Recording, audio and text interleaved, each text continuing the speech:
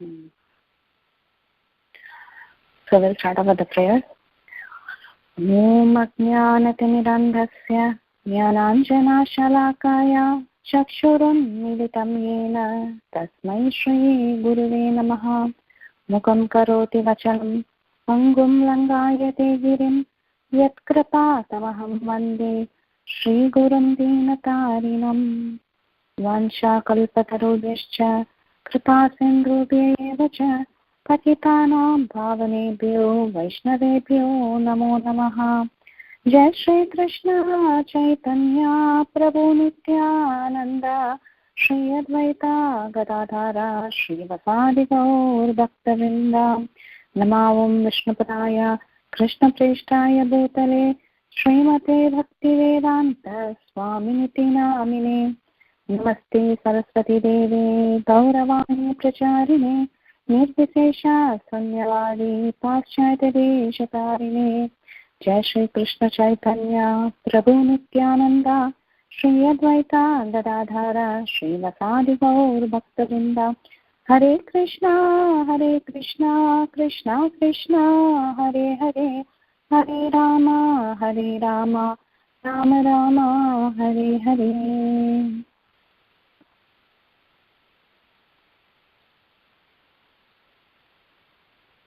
Om Namo Bhagavate Vasudevaya. Om Namo Bhagavate Vasudevaya. Om Namo Bhagavate Vasudevaya. So as usual, first we'll do a quick recap. Actually, with today's class, the first half of Brahma Samhita will be over, which discusses creation. Everything will be done. And from our next class, we will be starting the prayers of Lord Brahma, the actual prayers, the Govindam prayers. We will be starting from next class. So this class will complete the first portion. So I'll do a quick revision of the classes we have had so far. Class number 1, we did introduction about Brahma Samhita, how Chaitanya Mahaprabhu retrieved Brahma Samhita. Then we saw how Brahma Samhita is very closely related to Srimad Bhagavatam. And then we also saw a quick analysis of what are the contents of Brahma Samhita and how it is divided. Then in class number 2, we saw verses 1 and 2. Verse 1 is the famous verse, Ishvara Paramakrishna.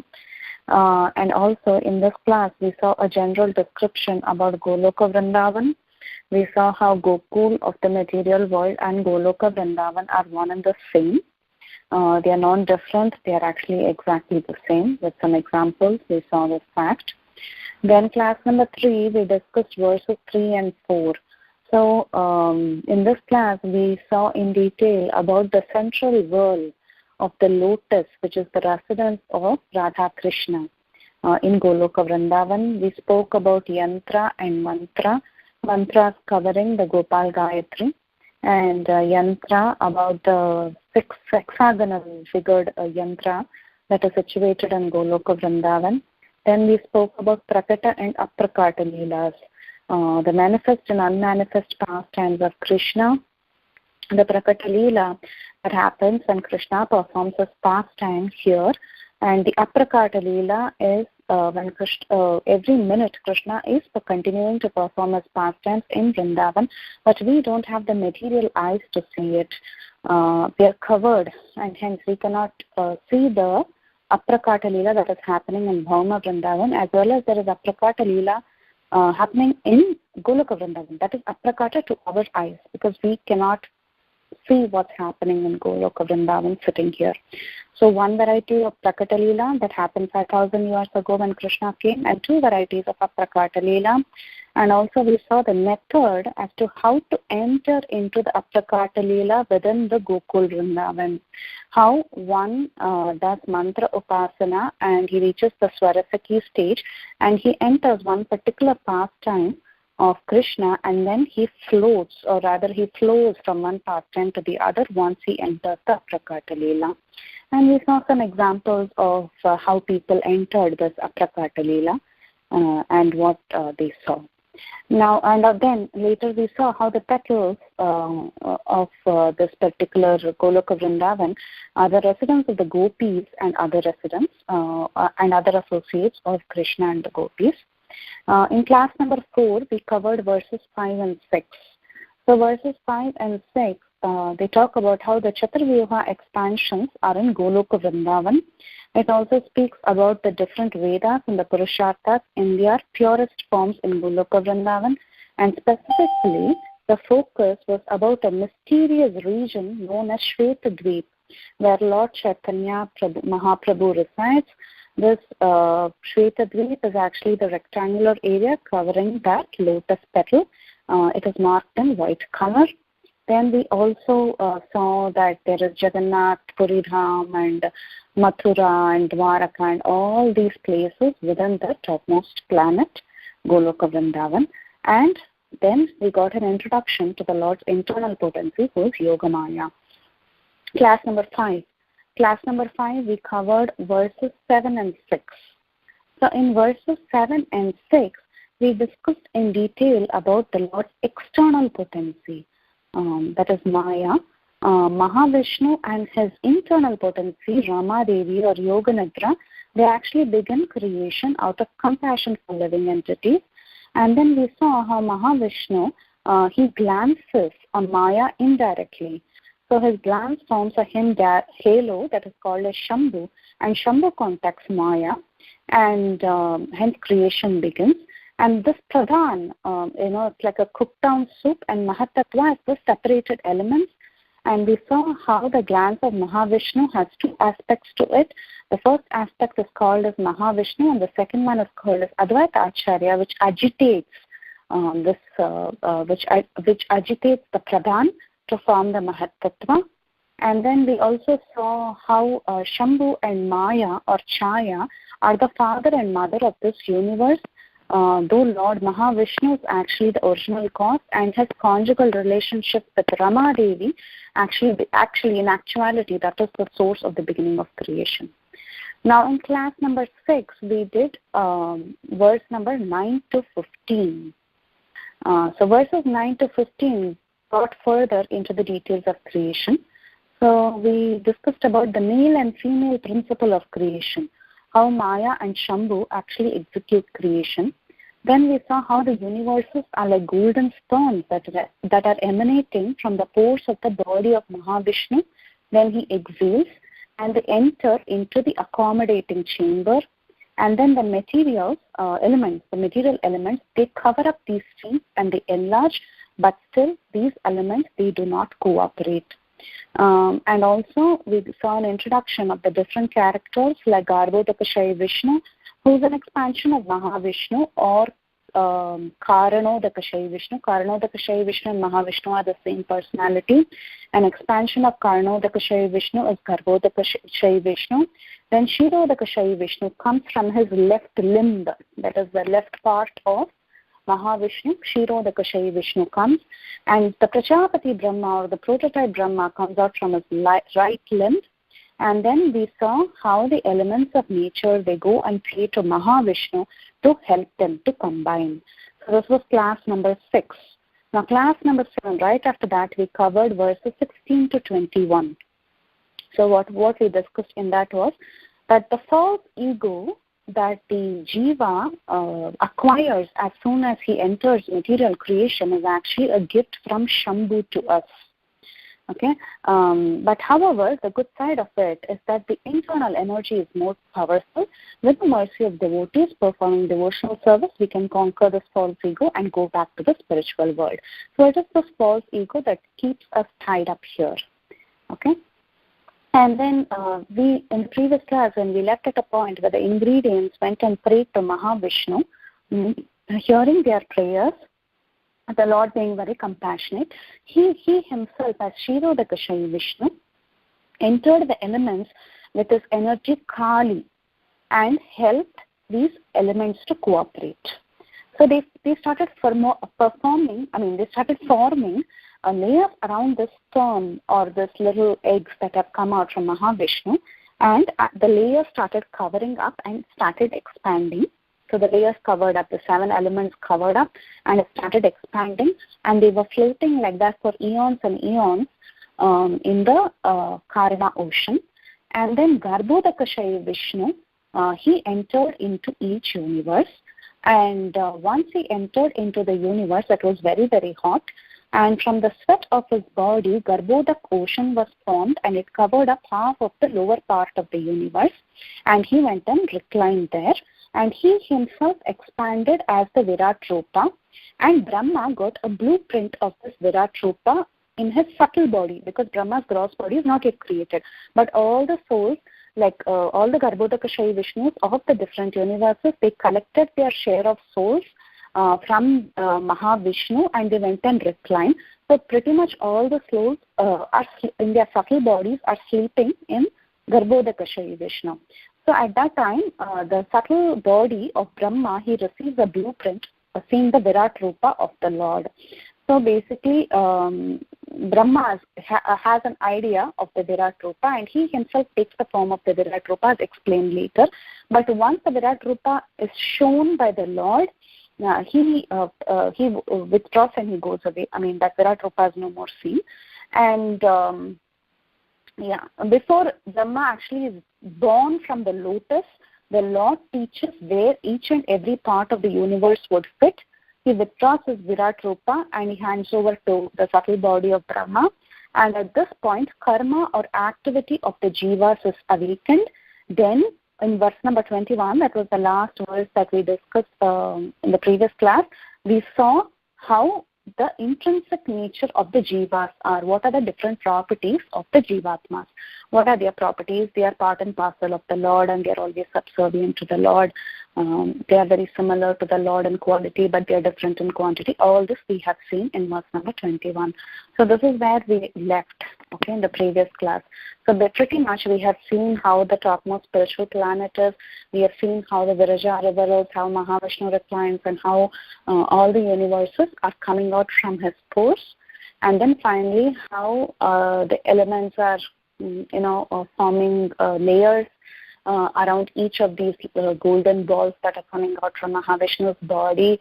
And then Garbhodakashayi Vishnu has entered, and now we have to see what happens from his navel. So from his navel, a lotus is going to spring up. So that is where we are going to start today. What happens next? So we start from verse number 22 today, and we'll read the translation.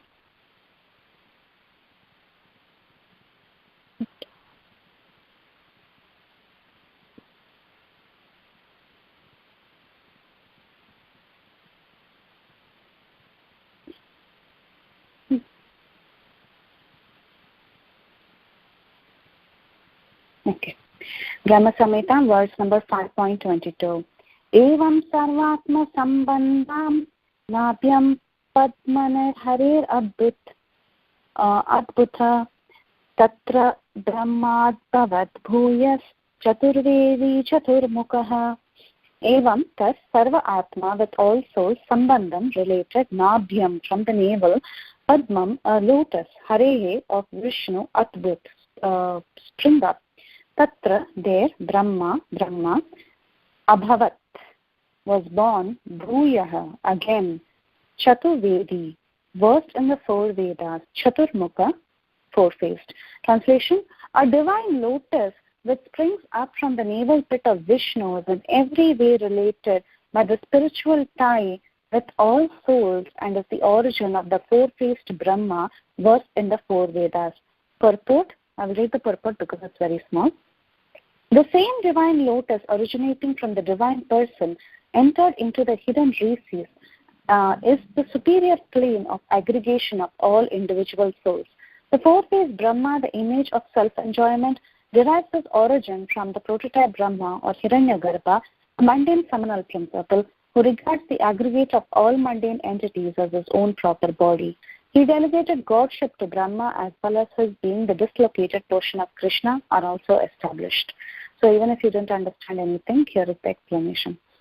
So now we see an introduction of what happens once Garbhodakashayi Vishnu lies down, and further creation is going to happen with the creation of Brahma. Okay, so that is where we are. So when Garbhodakashayi Vishnu was reclining on this Garbhodak ocean, he knew that all the living entities, all the jivas, including this Brahma, all of them are inside his body now. So just like how Mahavishnu, he glanced very mercifully over material nature, similarly, this Garbhodakashayi Vishnu, he glanced inside himself and he saw that the jivas, they have a desire, okay, to be created. So the glance was again carried by Kala Shakti. The same Kala Shakti helped carry the glance of Garbhodakashayi Vishnu. So Kala Shakti, she was passing through the mode of passion and she agitated the destiny of all the jivas and the sum total of all these jivas' karma. So in the previous verse we saw that the karma was activated, right? So once the karma was activated, there was a sum total of all the jivas' karma. So much karma is there loaded up, okay, sitting in the body of Mahavishnu. So when the glance, sitting in the body of Garbhodakashayi Vishnu. So when Garbhodakashayi Vishnu very mercifully glanced over his own body, carried by Kala Shakti, she's an energy, so she's carrying the glance. Okay, so when he glanced, at that time, the sum total of all the jivas' karma, it pierces through the abdomen of Garbhodakashayi Vishnu. So much karma accumulated, right? Each of these jivas, they have so much karma. So all the karmas got aggregated together and it was so dense that it pierced through the abdomen of Garbhodakashayi Vishnu, and the lotus flower with its stalk, it popped up, okay, it came up. So this lotus flower is the original form of the universe. Then Brahma will create sitting on the lotus, the actual universe. But this is like the raw form of the universe, this lotus stalk that comes out, and on top of the lotus you have Brahma. This is like the raw form of the universe. Okay, now Garbhodakashayi Vishnu, he himself enters inside this lotus as the super soul to activate it, and he also enters the heart of Brahma as the super soul, because Brahma has to do the creation. Unless the super soul teaches him, he cannot do creation. So this Garbhodakashayi Vishnu himself, he enters the lotus as the super soul as well as he enters the heart of Brahma as the super soul. So Brahma is known as Swayambhu because he doesn't have any material father, and of course he doesn't have a mother. He just came up from the lotus from the navel pit of the Lord on a lotus. Hence the verse says that he is Swayambhu. He doesn't have a material father, neither does he have a mother. So when Brahma was born like this, he saw in all four directions, and he didn't understand how he appeared, and he tried on his own to understand his source, and he couldn't do it. He tried lots of things, like the Bhagavatam explains, like he came down the lotus stalk for a long distance, trying to see. From there he appeared, but still he could hear the waves of the Garbhodak ocean and he got scared. So basically, out of his own endeavor, he couldn't find out his source, how he appeared. He couldn't understand this, but he had no luck. So the lotus that is coming out from the navel of Garbhodakashayi Vishnu and Brahma appearing from this lotus, this Brahma is the Brahma that is who is versed in the four Vedas. This is not the prototype Brahma. This is the Chaturmukha Brahma. Okay, now we are seeing Brahma number 2. Forget the prototype. Now we are not going to deal with the prototype anymore. Okay, now individual universe have come, and the lotus that has come up is now carrying the four-headed Brahma. Now in Srimad Bhagavatam 3.8.14, it says that this lotus bud, the flower part on top of the stem, before it is opened, it contains the sum total of the fruitive activity of all living beings. Okay, so that karma that was there, it just bursted and it came up. Right now it is sitting in the lotus bud. Once the lotus opens, then we'll have Brahma sitting there. He will start creating, and then he'll give the jiva's body. Okay, so that they can be created and they can go and get their bodies and then execute their karma, whatever in their lives. So all this entire thing is now gone and it is transferred into the lotus bud. Okay, and the stem of the lotus flower is the original Virat Rupa, or the original raw form of the four divisions of that. See, creation has not yet fully begun because Brahma has to do it. So now this is like a raw form. It is yet to start creation. So that raw form is the stem. Okay. Now when Brahma comes out, he is the one who's going to bring out all the entities, and he's going to facilitate bodies, give them bodies, and he's going to create planets. So this four-faced Brahma, he derives his potency from Hiranyagarbha Brahma. Okay, that original prototype. Now we are saying we will forget about him, but this Brahma, he is an expansion of that Hiranyagarbha Brahma, and he considers all the souls now like his body, because now he is responsible. Garbhodakshay Vishnu has transferred it into that lotus bud. Now this Brahma, he is feeling responsible, that now it is my responsibility. So that's why often you will see in many scriptures, Garbhodakshay Vishnu is often equated to Brahma, in the sense that Brahma holds all the living entities. So when we see that sometimes when Garbhodakshay Vishnu is equated to Lord Brahma, we should not think, oh, this is a fallacy. We are equating him in the sense that Brahma is holding all the living entities now. Okay? So anyhow, this is an extra information. Even if you don't know this, it's okay. So this is what is explained here. Okay? So he has this desire to create, and he's going up and down the stalk trying to find his source, but he's in vain. He's not able to find out anything. That is all this verse talks about. So we'll go to verse number 23.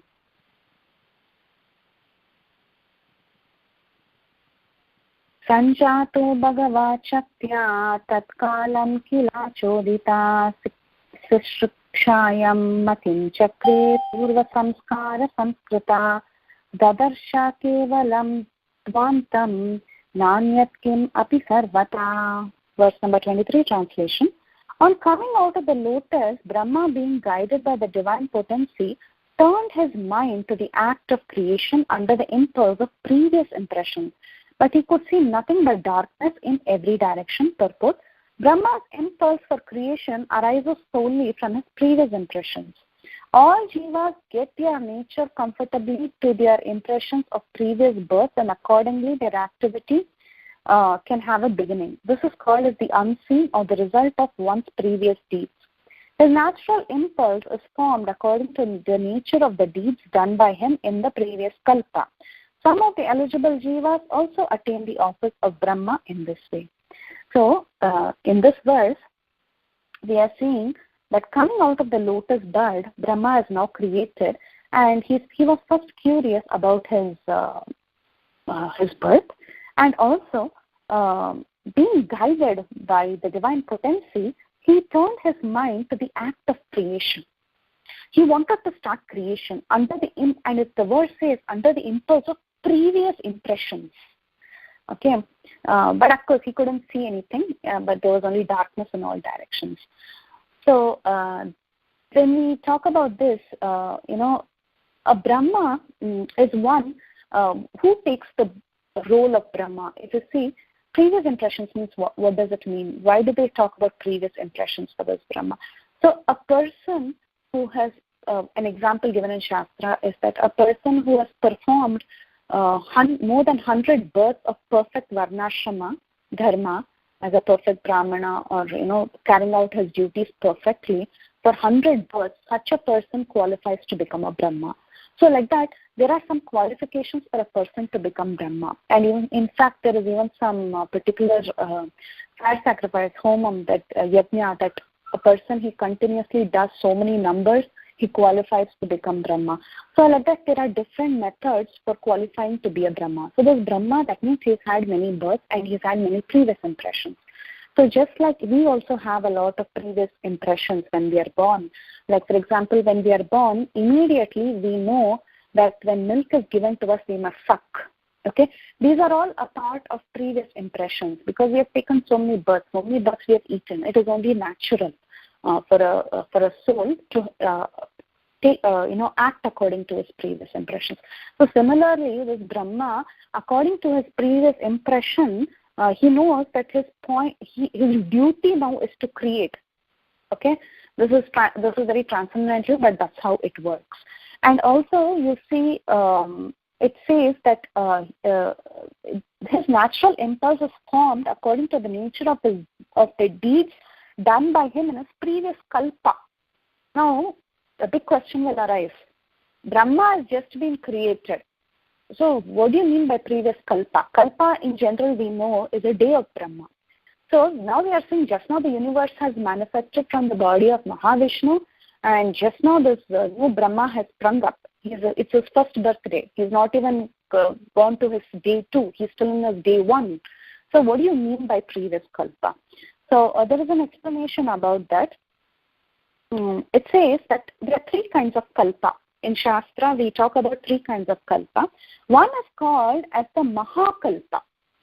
Okay? Mahakalpa means when creation begins from the body of Mahavishnu, it's called as a Mahakalpa. Then Vikalpa means Brahma creating following this Mahakalpa. And just when you say Kalpa, Kalpa means Lord Brahma's day is 1 Kalpa. So previous Kalpa means, this is previous Mahakalpa for Brahma. That means previous creation itself. From there he's got the impression. Okay, we should think like that when it says previous Kalpa. So this has been explained that when you say Kalpa, it could mean 3 things. One is Mahakalpa. The creation from Mahavishnu that begins is called as a Mahakalpa. Sometimes you have this term Vikalpa, which means Brahma is doing his first secondary creation, right? This is the first shot he's giving for secondary. Once he's born, he's starting to create, right? So he's the secondary creator. So when he's doing this creation, it's called as Vikalpa. And also for every day of Brahma, when he sleeps and again he wakes up, again he has to do his job. So that is also called as Kalpa. That is a day of Brahma is called as Kalpa. So there are 3 kinds of Kalpas that are explained. And here we can understand this means from the previous creation itself, that Brahma has some impressions in his mind, and of which he gets this desire that he must start creating. So that is verse number 23. Now we get into verse number 24. Uvacha puratastasmai tasya divya saraswati kama krishnaya govinda he gopi jana iti api vallabhaya priya vahner mantram te dasyati priyam. Translation. Then the goddess of learning Saraswati, the divine consort of the Supreme Lord, said thus to Brahma, who saw nothing but gloom in all directions, O Brahma, this mantra, which is Klim Krishnaya Govindaya Gopijana Vallabhaya Swaha, will assuredly fulfill your heart's desire. Okay, we'll do purport also. Purport. The mantra consisting of the 18 divine letters prefixed by the Kama Bijas alone super excellent. It has a 2-fold aspect. One aspect is that it tends to make the pure soul run after all attractive Krishna, the Lord of Gokul, and the divine milkmaids. This is the acme of spiritual tendency of jivas. When the devotee is free from all sorts of mundane desires and willing to serve the Lord, he attains the fruition of his heart's desire, which is love for Krishna.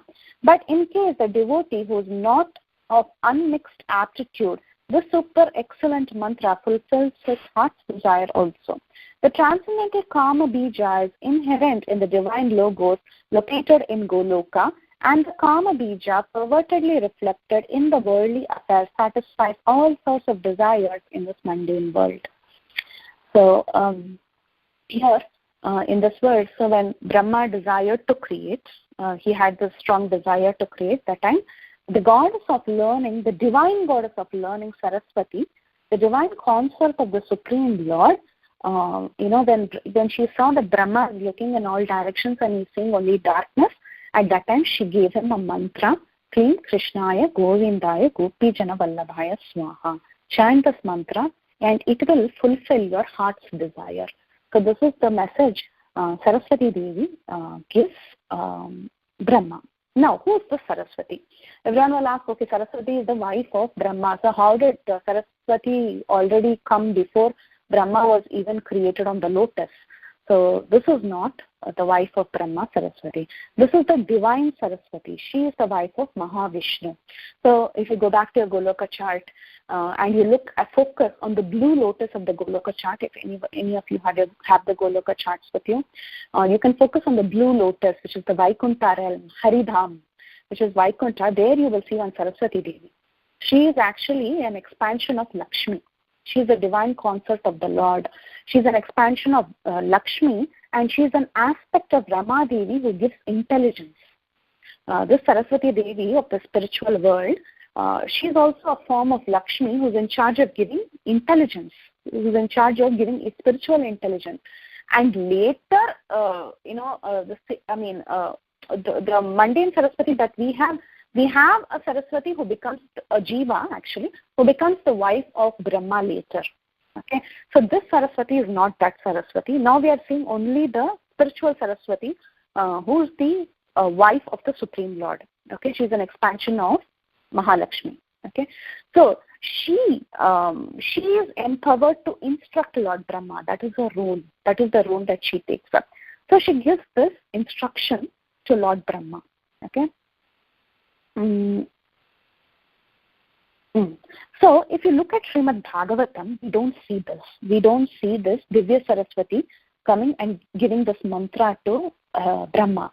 Rather, in Canto 2, Chapter 9, when we see the appearance of Brahma in Srimad Bhagavatam, just before he speaks the Chaturshloki, we see that, just before he hears the Chaturshloki, just before he hears the Chaturshloki, Brahma, when he comes out of the lotus flower, he was trying to understand who I am. The same situation we read in Srimad Bhagavatam also.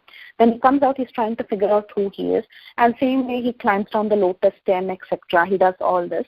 And then what does he hear? He hears tapa, right? He hears tapa twice. We will read this in Canto 2 in Chapter 9 in Srimad Bhagavatam. There, you will hear the voice of the Lord asking him to do tapas. Okay? Say tapa, tapa. Like that he will hear it twice. Okay? But here in Brahma Samhita, we see that Goddess Saraswati is giving him a mantra. So how do we understand these two things? There is one instruction in Srimad Bhagavatam as to how Brahma got the knowledge. There is one more in Brahma Samhita.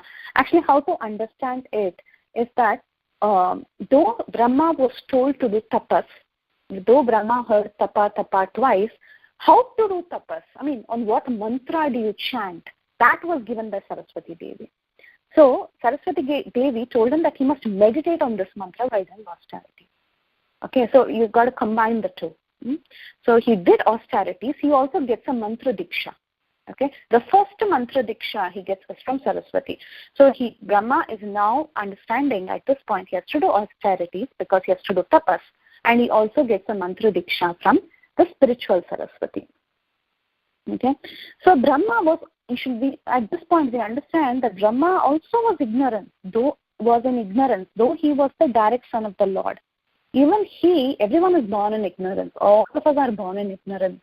But look at Brahma. I mean, he's a direct child of the Lord, coming out from the navel pit of the Lord. But even he is also born in ignorance, and he requires initiation. Okay, so he got initiated by the spiritual Saraswati, and he had to do tapasya as a qualification to remove the ignorance. So this is what we understand from this, that even Brahma was born in such a condition, and he had to undergo tapasya, and he had to get initiated. Okay. And when Saraswati gave him this mantra, she tells him that it will fulfill all your desires. That means it will fulfill your material desires also.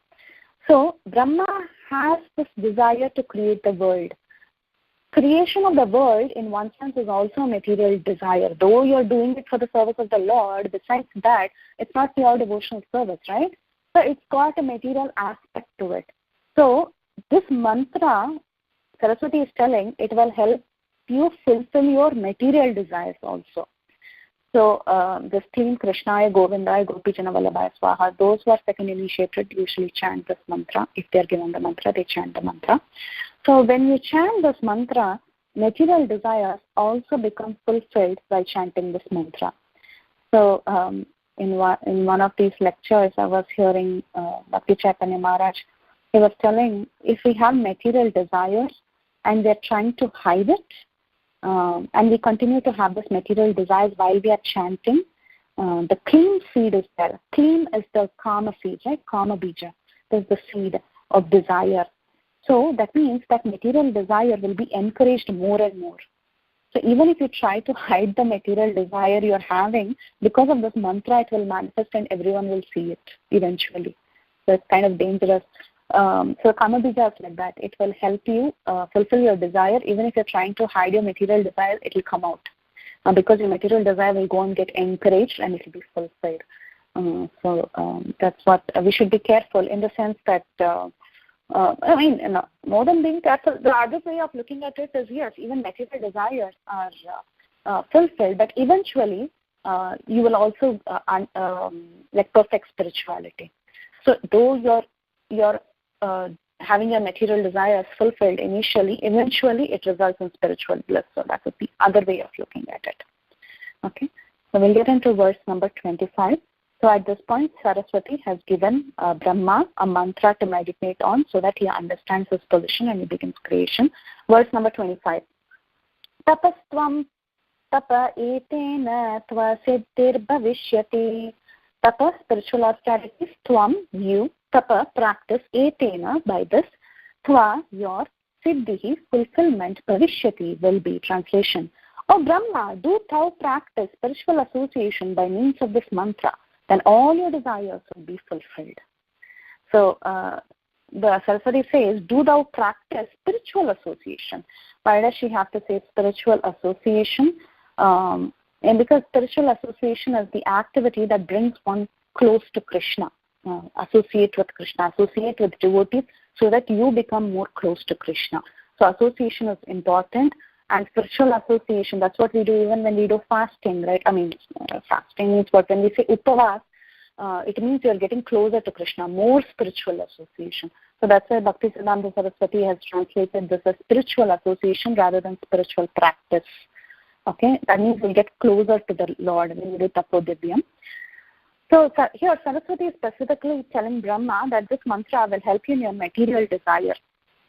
So we can see that the situation is very similar to what happened to Dhruva Maharaj. Just like when Narada was instructing Dhruva Maharaj, initially Dhruva Maharaj was after a big kingdom, right, like his father.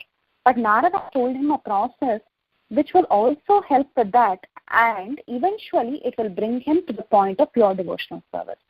So when Dhruva got the mantra from Narada, he practiced the process of chanting that mantra. That mantra also satisfied his material desire. We know in the story of Dhruva Maharaj that he got the Dhruva Loka. He got a kingdom bigger than his father. At the same time, it also made him Krishna conscious. So that is the potency of these mantras. Even if you have a material desire, that will also be satisfied. And eventually, you will understand, like how Dhruva understood that, this is something he was telling, I was looking after broken pieces of glass. They will understand this is not something that is permanent, and they will get Krishna conscious, and they'll be consciousness, and they will be able to appreciate Krishna consciousness better. So the same principle applies here also. When one gets the Gopal Gayatri, Clean Krishna, Govinda, Gopi Jana Vallabhaya Swaha, the same principle applies there also. So with these mantras, even spiritual, material desires are also satisfied. So that is the driving point. Now verse number 26. Atatepe sa suchiram Srinan Govindamavyayam Shvetadvipa Patim Krishnam Golokastam Paratparam Prakritya Gunarupinya Rupinya Parvipasitam Sahasradala Sampanne Koti Kinjaika Brahmite Bhumischintamanistattra Karmikare Mahasane Samasinam Chid Anandam Jyoti Rupam Sanatanam Shakta Brahma Mayam Venam Vadyantam Mukhambuje Vilasini Ganavratam Swaihi Swair Amas Amshair Abhishtutam. We'll do translation. Too many word meanings. We'll go directly translation. Brahma, being desirous of satisfying Govinda, practiced the cultural acts for Krishna in Goloka, Lord of Shvetadvipa, for a long time. His meditation ran thus. There exists a divine lotus of 1,000 petals, augmented by millions of filaments, in the transcendental land of Goloka. On its world, there exists a great divine throne on which is seated Sri Krishna, the form of eternal effulgence of transcendental bliss, playing on his divine flute, resonant with the divine sound with his lotus mouth. He is worshipped with amorous milkmaids with their respective subjective portions and extensions, and also by his external energy who stays outside, embodying the all mundane qualities. So, verse number 26 describes the kind of inspiration that came to him after chanting this Clean Krishnaya Govindaya Gopijana Vallabhaya Swaha. Once he chanted this mantra, what did Brahma see? What was the realization that he got? What happened? He saw the entire Goloka Vrindavan. So he saw as he was meditating on the mantra, Brahma became stimulated, he became inspired, and he saw the entire Goloka Vrindavan. It was completely revealed to him, the different petals and everything. He could even see the external energy of the Lord. He could see everything. He could see the spiritual world. He could also see the external energy. So in this verse, it begins saying, after Brahma had been performing the cultural act.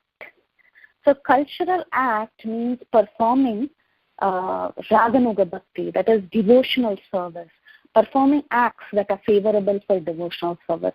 Hence it is called as the cultural act in this verse.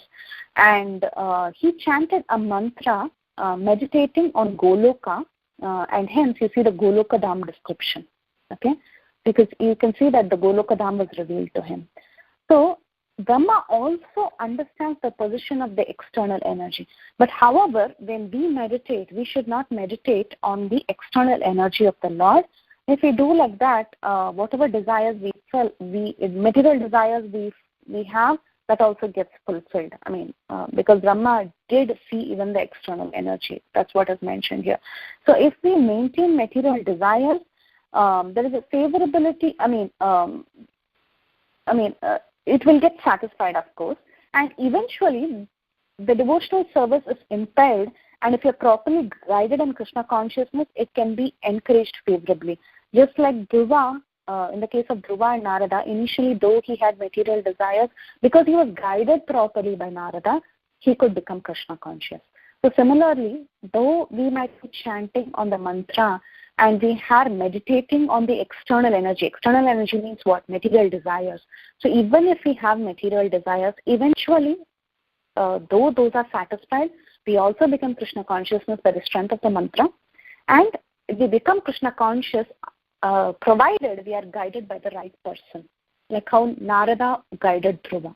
So like that, we should also have proper guidance. Just chanting doesn't work. That's why we receive the mantra from a guru. We don't chant by ourselves. We receive mantra from a guru and we take proper guidance. So that is an important point here. And so right here, Saraswati is giving Brahma a shloka, and Brahma meditates. And at the end of the Brahma Samhita, Krishna gives Brahma personal instructions.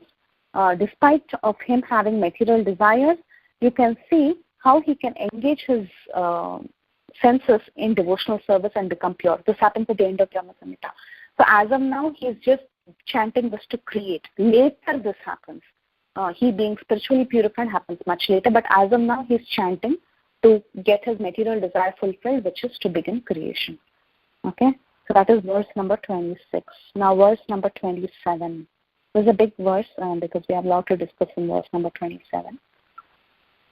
Ata veno ninandasya trayi murti mayi gati spuratni pravivishashu mukambujani swayambhuva gayatrin gayatastasmat adigatya sarojaja samskritascha gununa dvijatam agamattata. Atha, then, Venu Nindasya, the sound of the flute, Trayi Murti Mayi, the mother of the three Vedas, Gatihi, the means, the Gayatri mantra, Puratani, made manifest, Pravivesha, entered, Asu, quickly, Mukha Abjani, the lotus faces, Swayambhuvaha of Brahma, Gayatrin, the Gayatri, Gayatraha, sounding, Tasmat, from him, Sri Krishna, Adigatya, having received, Sarojaha, lotus-born Brahma, Samskritaha, initiated, Cha and Adi Garuna, by the primal preceptor. Dvijatam, the status of twice born, Agamat, attained, Tata, thereafter. Okay. Translation. Then Gayatri, the mother of the Vedas, made manifest, that is, imparted by the divine sound of the flute of Sri Krishna, entered into the lotus mouth of Brahma, born from himself through his 8-ear holes. The lotus-born Brahma, having received the Gayatri, sprung from the flute song of Sri Krishna, attained the status of the twice-born, having been initiated by the supreme primal preceptor, Godhead himself. So, what is this verse talking about? In the previous verse, previous 2 verses, we saw that Saraswati, Divya Saraswati came and gave him first initiation. What mantra did she give him? She gave him King Krishna Govinda Gopijana Vallabha Swaha. So she gave this mantra, and from that mantra, our Brahma could actually see the spiritual world. He could see Goloka Vrindavan. Okay, so that's what happened in the previous 2 verses. Now, in this verse, we see what happens next. So that's quite interesting. So we will discuss this, actually, what happens next. Actually, this process that is discussed in verse number 27 is illustrated in the famous picture of the Brahma Samhita. You see there is a flute. Krishna is playing a flute and Brahma is sitting on the lotus and receiving it. It's a very famous picture of the Brahma Samhita. So that display picture that we have for Brahma Samhita, that one is actually described in this verse 27. So, Gayatri Devi, the verse says that Gayatri made her, then Gayatri, mother of the Vedas, being made manifest. That means imparted by divine sound of the flute of Sri Krishna, entered into the lotus mouth of Brahma, born from himself through the 8-ear holes. That means this Brahma, who's sitting now, impelled by Gayatri Devi, he is able to, let me do it this way. So this Brahma could hear the flute sound of Krishna and the Gayatri mantra came out of him. Okay, he heard the flute of Krishna and the Gayatri came out of him. Okay, so let's see this in detail. So, talking about the sound of Krishna's flute. Okay, the sound of Brahma heard the sound of Krishna's flute. Okay, he heard the sound of Krishna's flute after meditating on the first mantra. He could hear the sound of Krishna's flute. Okay, talking of the sound of Krishna's flute, it is a transcendental blissful sound, and hence it is the archetype of all Veda. All the Vedas is present in it. So the Gayatri is a Vedic rhythm. It contains a brief meditation prayer, and Kama Gayatri is the highest of all Gayatris. So if you look at the purport, it says this, okay, the sound of Krishna's flute is a transcendental blissful sound, hence it is the archetype of all Vedas. All the Vedas are present inside the flute of Krishna. This Gayatri is a Vedic rhythm, and it contains a brief meditation prayer. Kama Gayatri is the highest of all Gayatris because the meditation and prayer contained in it are full and perfect transcendental sportive activities which are not to be found in any other Gayatri. So, now Brahma, he gets his second initiation. He already got his first initiation in the previous time by Divya Saraswati. Now, this Brahma, after meditating on Goloka Vrindavan, he also gets his second initiation into this mantra which is known as Kama Gayatri. And how does he get it? Through the hearing the flute of Krishna. Hearing the flute sound of Krishna. Now, Krishna's flute is very highly celebrated. Like we know how Krishna, he calls out all his cows by playing the flute. When he plays the flute, all the cows, they actually come running to him. It is so powerful. Krishna knew all the cows by their names, and he would check, okay, if there were some cows missing, he would play on the flute, and all the cows would understand that Krishna is calling them specifically, and they would run to him. Similarly, we see in Vamshivat, where Krishna used to stand and play the flute, all the gopis, they would get automatically attracted. They would just drop whatever they were doing and they would run to Krishna. So Krishna's flute has this special power of attracting all his devotees. So in Jaiva Dharma, actually Bhaktivinoda Thakur, he talks about this Kama Gayatri. So now first thing is we saw how Krishna's flute is all attractive. Now we'll see about Kama Gayatri. In Jaiva Dharma, Srila Bhaktivinoda Thakur, he talks about Kama Gayatri. He quotes from the Srishti Kanda of the Padma Purana to explain the appearance of Kama Gayatri. So this appearance of Kama Gayatri is actually described in the Padma Purana. Okay, and this is quoted by Srila Bhaktivinoda Thakur in his Jaiva Dharma. It says that Gayatri Devi first appeared as the mother of all Vedas. Okay, we all know that Gayatri is the mother of all Vedas. The Brahma Gayatri that everyone chants, twice initiated they chant. It is actually the mother of all Vedas. That's how we know of Gayatri. Now, once this Gayatri Devi, she heard about how all the Upanishads once took birth as Vrajagopis. Okay, all the Upanishads once upon a time, they took, especially when Krishna was present here, they took birth as the Vrajagopis, and they had pastimes with Krishna. So when Gayatri heard this, she also began executing intense devotional meditations, and finally both Gayatri and the Gopal Tapani Upanishad personified, they took their birth as gopis. So in the past, they understood from the assembly of the Upanishads, all the Upanishads personified, that they had taken birth as gopis. So Gayatri and Gopal Tapani Upanishads alone, maybe they missed it, so they were very inspired to take birth as gopis, and they both took birth as gopis. So after entering Krishna's conjugal pastimes, this Gayatri assumed the form of Kama Gayatri, the topmost of all Gayatris. So this Gayatri, just plain Gayatri, she became Kama Gayatri once she entered the pastimes of Krishna. So her personality transformed into Kama Gayatri. So this is a story for us to understand about how Kama Gayatri appears. This is discussed in Padma Purana, and it is quoted by Bhakti Vinod Thakur as to how Kama Gayatri appeared, because she entered the conjugal pastimes of Krishna. Okay, so when this Brahma heard the sound of Krishna's flute, Brahma sitting, he heard the sound of Krishna's flute that is so attractive. He manifested the sound of the mantra Klim Krishnaya, Klim Kamadevaya Vidmahe Pushpabanaya Dhimahi Tanno Anangaya Prachodayat. So this is the Kama Gayatri mantra. So Brahma hears the flute sound, and Gayatri manifests from his mouth. Who is Kama Gayatri? She was Gayatri who entered the conjugal pastimes of Krishna, and she turned into Kama Gayatri. Now Brahma, after hearing the flute of Krishna, he gets second initiation, and he chants this mantra, which is Klim Kamadevaya Vidmahe Pushpabanaya Dhimahi Tanno Anangaya Prachodayat. Okay. So this is the second mantra. This is called as Kama Gayatri. This is also one of the mantras people get during their second initiation. Now this mantra, it has 24 and a half syllables. This Klim Kama Devaya Vidmahe, this one, it has 24 and a half syllables. I'm just going to... okay, it's okay.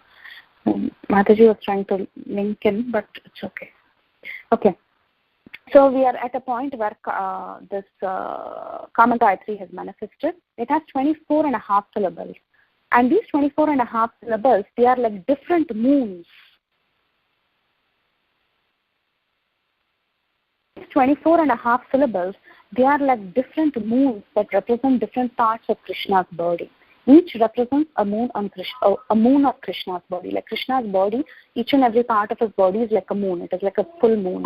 Okay, so each of these syllables, they represent the moons on Krishna's body. This Kama Gayatri, and Kama Gayatri can be split into three parts. Klim Kamadevaya Vidmahe represents Kamadeva, who is Madan Mohan, who is our Sambandha deity of you must have heard of Sambandha Abhideya Prayojana, right? So he establishes the Sambandha. In Vrindavan, we have the Madan Mohan deity, right? So this first part, that is Klim Kamadevaya Vidmahe, represents Kamadeva, who is responsible for establishing our Sambandha and who is none other than Madan Mohan. The second part of the mantra is Pushpa Bhanaya Dhimahi. It represents Govinda, and he is the one who carries arrows made of flowers and accepts our service, and hence he is Abhideya, deity of Abhideya. And then the third part of the mantra is Tanno Anangaya Prachodayat. This represents Gopinath, because he is the one who satisfies all the gopis and ultimately all the desires. So Sambandha, Abhideya, Prayojana can be established by chanting this mantra, because the first half, second and the third parts of the mantra represent the three different deities who are responsible as Sambandha, Abhideya and Prayojana deities. Okay, so that is one thing. And the Kama Gayatri has 24.5 syllables, which represent different parts of Krishna's body. Now, when Krishnadas Kaviraj Goswami in his Chaitanya Charitamrita, he said that the Kama Gayatri has 24.5 syllables. When Vishwanath Chakravarti Thakur was reading Chaitanya Charitamrita, he didn't understand why Krishnadas Kaviraj Goswami said 24.5 syllables. Because when he counted, he got 25 syllables. So he didn't understand the meaning of why Krishnadas Kaviraj Goswami said that this mantra has 24.5 syllables. So he was thinking and he was looking up so many grammar books, but still Vishwanath Chakravarti Thakur couldn't understand anything, and he was so frustrated, because he thought, if I don't understand the import of this mantra and I don't understand the exact meaning of this mantra or the nuances of this mantra, then how am I going to perfect my life chanting this mantra? So he was very, very frustrated, and he tried many methods, but he was unsuccessful, and hence he desired to fast until he died on Radha Kund, because he couldn't understand what Krishnadas Kaviraj Goswami was meaning to say. So at that time, when he was in such a condition, in the middle of the night, Srimati Radharani appeared to him, and she explained that in Sanskrit grammar, if Ya is followed by V, Kamadevaya Vidmahe, we have it, Vidmahe, Kamadeya Vidmahe. So we have Devaya followed by Vidmahe. So when in Sanskrit grammar, when Ya is followed by V, these two are counted as half syllables. That is, Ya is counted as half syllables.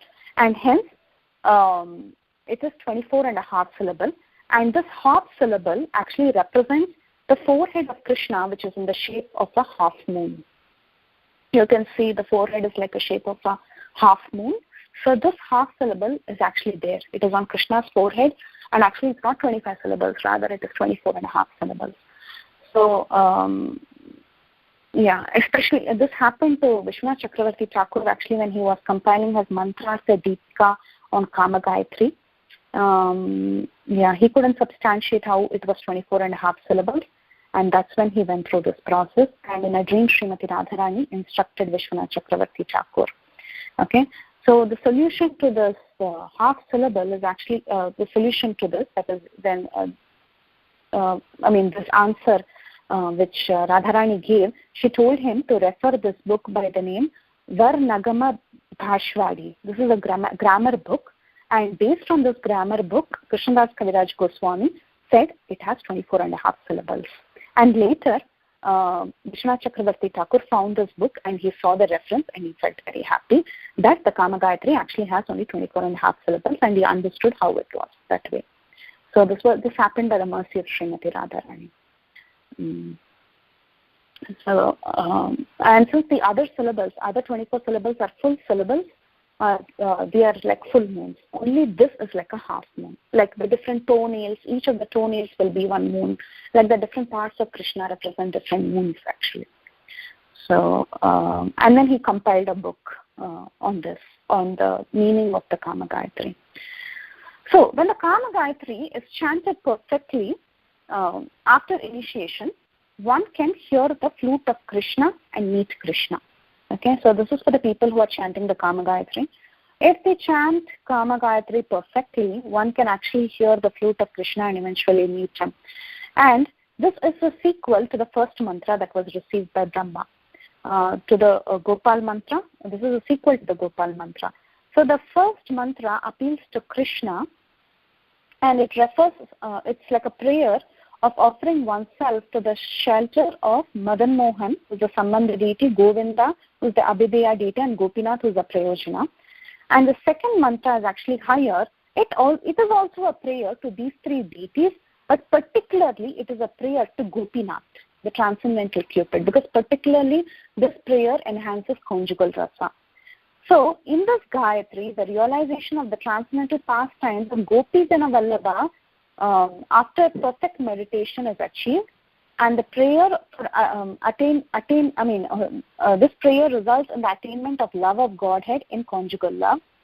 And the meaning of this Kama Gayatri that we just recited, we just recited the Kama Gayatri mantra, which says Klim Kama Devaya Vidmahe Pushpabanaya Dhimahi Tanno Anangaya Prachodayat. So the meaning of this mantra is, let us meditate on the master of the senses who carries the arrows of flowers. Let us meditate on him, being thus enthused by the transcendental Cupid. So it is a mantra specifically enthusing conjugal rasa. So much about this mantra. So now at this point, Brahma has received a second initiation through the flute of Krishna. After he perfected his the mantra chanting from his first initiation, Krishna was very pleased with him. Brahma heard the flute, and then the mantra came out of his mouth. And now he was chanting the second initiated mantra, which is Kama Gayatri mantra. Verse number 28. Traya Prabuddo atha vidhir vijñāta tattva sagara pushtva veda sarena stotre nanena keshavam. Traya, by the embodiment of the three Vedas, Parabuddha, enlightened, Atha, then Vidhi, Brahma, Vijñāta, acquainted with Tattva Sagara, the ocean of truth, Tushtava, worship, Veda Sarena, which is the essence of all Vedas, Stotrena, by him, Anena, this, Keshavam, Sri Krishna. Translation.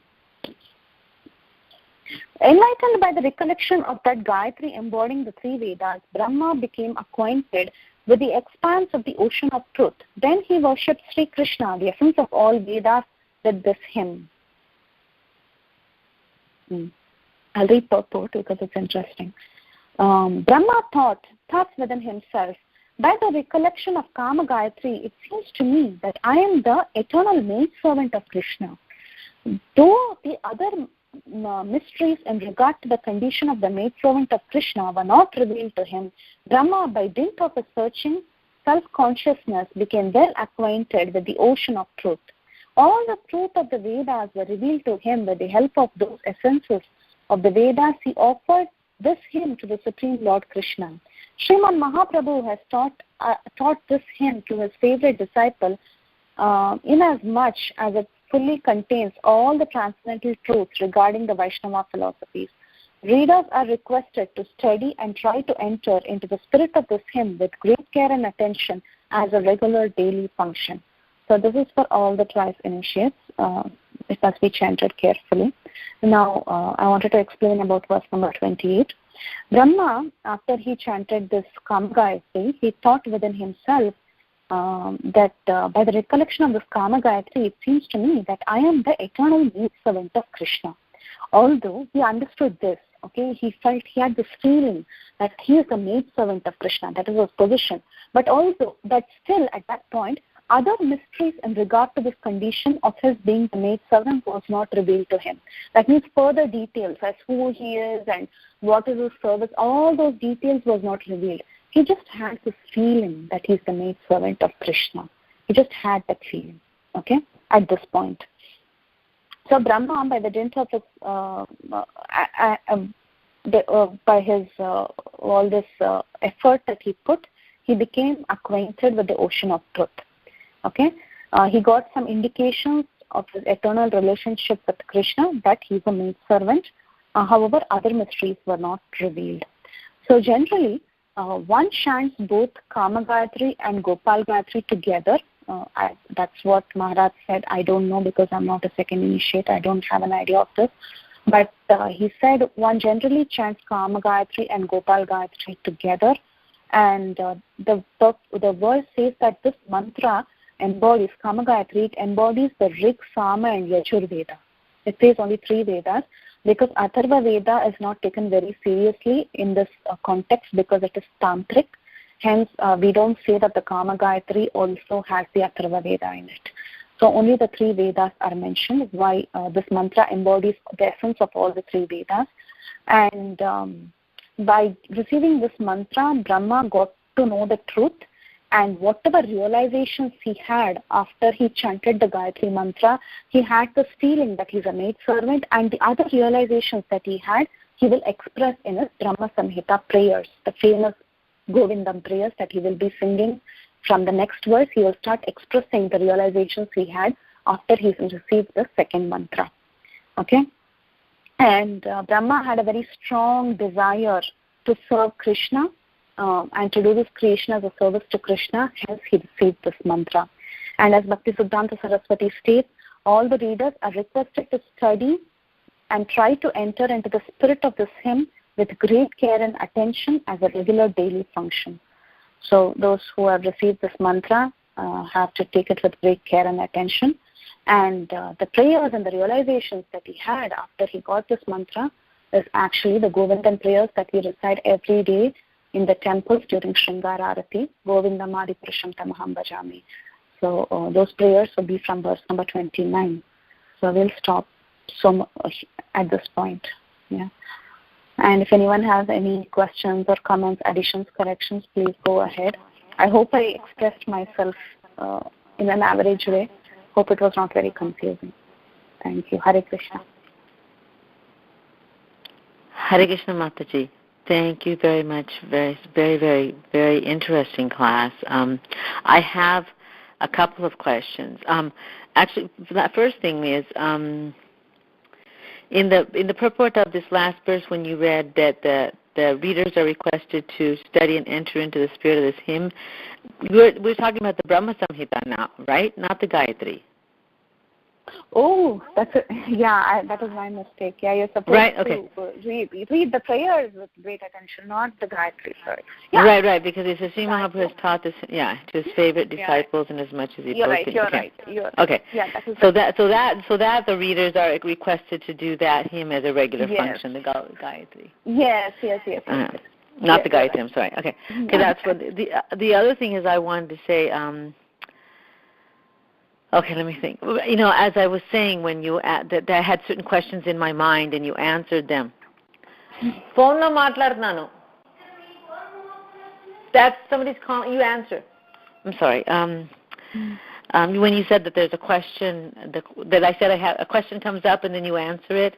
My question specifically was, I want to give an example. The question you said about that if you chant this Kama Gayatri, then the material as well as spiritual things are answered or something like that. You're explaining that, and then you said, and I said, does that mean anybody who gives it to you, it works? And then when you explained the story of Dhruva and Narada, and you kept saying you have to be guided properly by a bona fide guru, and I thought, oh, okay, question one answered. and then the other question you said about the 3 Vedas, I kept hearing the 3 Vedas, and that was my other question. What are the 3 Vedas? And of course you just answered that one also. So as I said, I catch an answer. Okay. My question that I had was, let me think for a second. And what else what I really appreciated myself also was that how I think you said it was Bhaktivinoda Thakur, Jaiva Dharma, was it Bhaktivinoda Thakur? Mm-hmm. How he used the Padma Purana as his evidence for establishing the veracity of Kama Gayatri. The Kama Gayatri, yes. I also like that, the way that, as I spoke about it before, that taking something else that is not, that is more, that is accepted by other people besides just ISKCON devotees. Something that some Purana has. I really, really appreciated that. My question is, okay, so as you were speaking about, you said, and then when you were explaining, I was wondering, where does the Gayatri mantra, as we know it, the Brahma Gayatri, where does that come up? Well, you started explaining that, which I thought was very, very interesting too. But I was a little bit confused. So, Kleem Gayatri, the Gopal mantra, he got through through the Saraswati, the original Saraswati, and then he got the Kama Gayatri out of the flute. He heard it as Krishna was playing with his flute. He heard it within his heart, and then he chanted it. Okay, and then so then you said, and the Gayatri mantra, the Brahma Gayatri as we know it, is that she came to learn. No, who did you say came to learn us? Gayatri, right? Gayatri Devi learned. Gayatri. Okay, yeah, Veda Mata Gayatri, which is the essence of the Vedas. She had learned that the Upanishads had all the 108 Upanishads had incarnated as the gopis. Yeah. So does that mean, so when they incarnated as the gopis, so they are incarnated in the material world, in Bhoma Gokul. Yeah. Right? Like even when 5,000 years ago, when this Kalpa Krishna appeared also, yeah. The Upanishads incarnated as gopis. Yeah. Okay, and then also Gayatri and Gopal Tapani Upanishad also came down, you said. So that's 5,000 years ago. Yeah, so, I believe so. I don't know the exact Kalpa. Okay, I was just trying to figure out which came from. So then they originally, then we're to understand that they're all originally in the spiritual world. They're all, actually, that's what Tamal Krishna Maharaj also was mentioning again and again. Actually, they're all eternal, but this is just a pastime for us to understand how when they enter a conjugal relationship, everyone has this desire to enter the conjugal relationship, and hence she came to be known as Kama Gayatri once she had a taste of the conjugal rasa. But actually, Kama Gayatri, Vedamata Gayatri, they're all eternal. Everyone is eternal, always. Hold on a sec, Preethi Mataji, 1 second. Yeah. Now, cell phone Okay, sorry. I'm on the phone and they want to use the phone, but I'm like, use my cell phone. I'm in the middle of a conversation. Okay, I'm sorry. Say that last part again. No. What I was saying is, a similar thing was actually there in one of the discussions. Tamal Krishna Maharaj was mentioning that actually all the Gayatris, including Kama Gayatri, is eternal only. They are eternal. But the point is they don't have become Kama Gayatri at one point. It's more like a story for us to understand, or rather a pastime, I would say, not even a story. It's more of a pastime that was displayed to show that she has become Kama Gayatri after entering the conjugal rasa. But actually she's eternal, you know? Okay. She's eternal. Yeah. She's eternal. Yeah, that's what Maharaj was saying. Okay. Okay. I think that was my question. Okay, thank you, Mataji. Thank you. Thank you for such good questions. Thank you. Hare Krishna.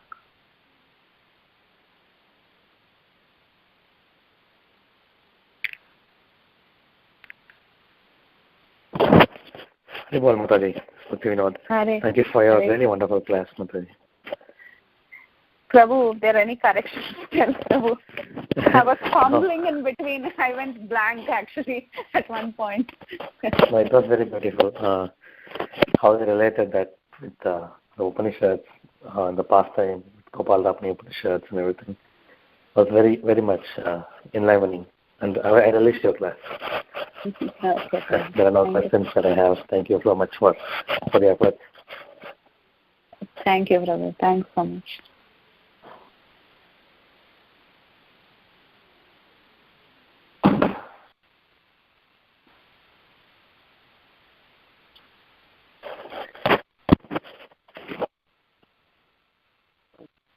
Hare Krishna, Mataji. I think mine is next turn. Mataji, thank you so much. There's a long part, so I thought I should be going, Mataji. What, Prabhu? There's a silence, Mataji, so I thought I should be going. Yes, Prabhu, you should be going. Mataji, thank you so much for the class, Mataji. So wonderful, Mataji. I mean, I have a habit of visualizing the things when you were talking. I turned off the light and I was in the dark room, Mataji. Okay, I just want to get a feel of that one. It's like a very nice, Mataji. It's like very nice. Very nice class, Mataji. Thank you so much. Mataji, when you were at I don't say question, Mataji. I have some, okay, Mataji, let's say it's a question only. So when you were talking about when the lotus sprouted from Garbhodaksha Vishnu, and Brahma came out, right, Mataji? At the time, it is mentioned like a four-headed Brahma, right? So that means this Brahma Samhita written for this universe, Mataji, because every universe has different heads, right? I mean, Brahma has different number of heads. So is this all about this, our universe? It's not applicable for other universes, Mataji? I mean, I'm not expecting any answer, Mataji. It's just observation. So. Yeah, that's a good observation, actually. Because even we read the Bhagavatam, right? It talks about, again, one more 400 Brahma. And it says that he was, and Krishna goes and shakes his hand. And Prabhupada writes he was in the mood of friendship. This Brahma is in the mood of conjugal relationship. That Brahma was in the mood of friendship. So this is being explained in Bhagavatam. So, I mean, this even nobody clearly gave an answer. Some people say maybe the Brahmas are different, that's all. But both are appearing to be four-headed only. Even the Bhagavatam Brahma, he had only 4 heads according to what I remember. And even this Brahma also has only 4 heads. And our universe Brahma also has 4 heads. Yeah. Right. Hey, no. Wait. Maybe I'm making a mistake. Hold on. Let me see if it is written correctly, because I combined the two, right? When I was talking, I combined the Bhagavatam verse also when I was talking. So, just hold on. Let me check this. Sure, Mataji.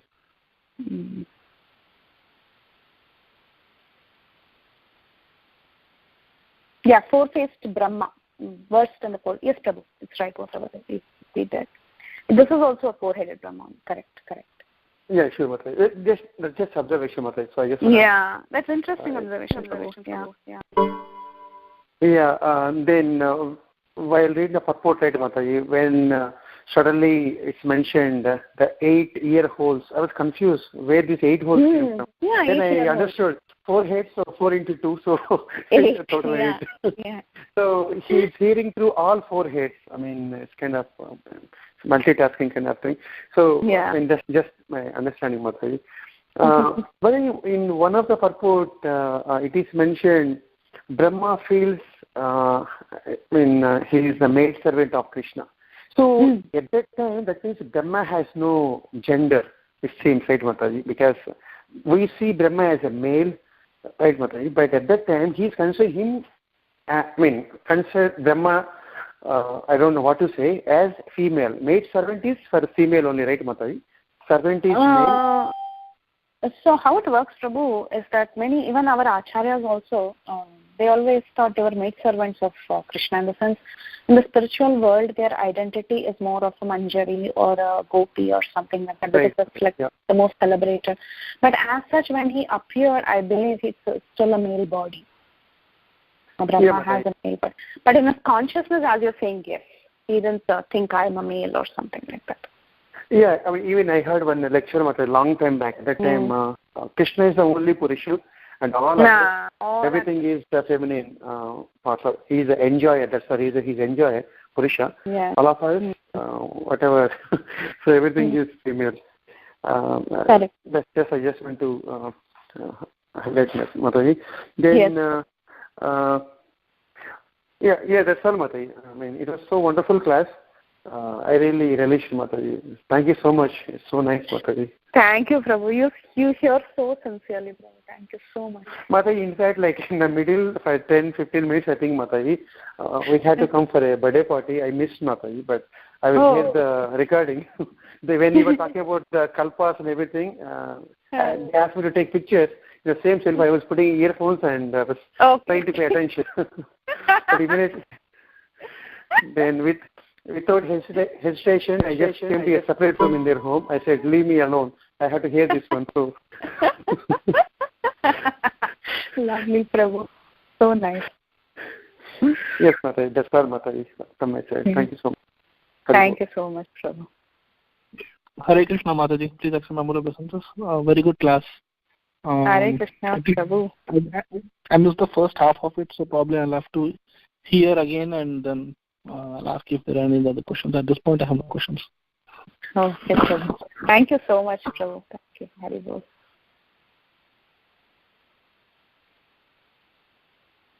Revati Mataji, I think she dropped because she just texted me saying that she had to drop. Okay. I think then we are done, I think, Mataji, right? Yeah, I'll just check it. Sujata Mataji, are you on conference? Yes, Preethi, but I logged in very, very late. Oh, okay. So I don't know what to say. But thank you so much for Okay, Mataji. Otherwise, I guess it's so much I always Thank you so much, Mataji. Okay. I think, yeah, we'll wind up the class. Vancha kalpatarubhascha kripa sindhubhyeva cha patitanam pavanebhyo vaishnavebhyo namo namah Namaste Vaishnav Vrinda ki jai. Shri Brahma Samhita ki jai. Srila Prabhupada ki jai. Shri Bhakti Goswami Maharaj. Preethi Vilasini Mataji ki jai. All glories to the assembled devotees. Hare Krishna. Hare Krishna. Hare Krishna. Okay, Mataji. Hare Krishna. Dandavat. Thank you, Prabhu and Mataji. Hare Krishna. Mataji, you may want to do like a star 9 thing. Yeah.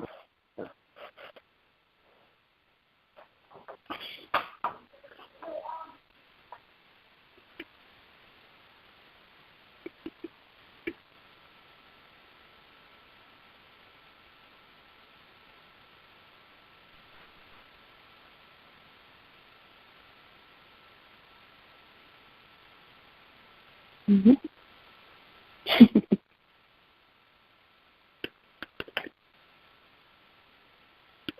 Not working again.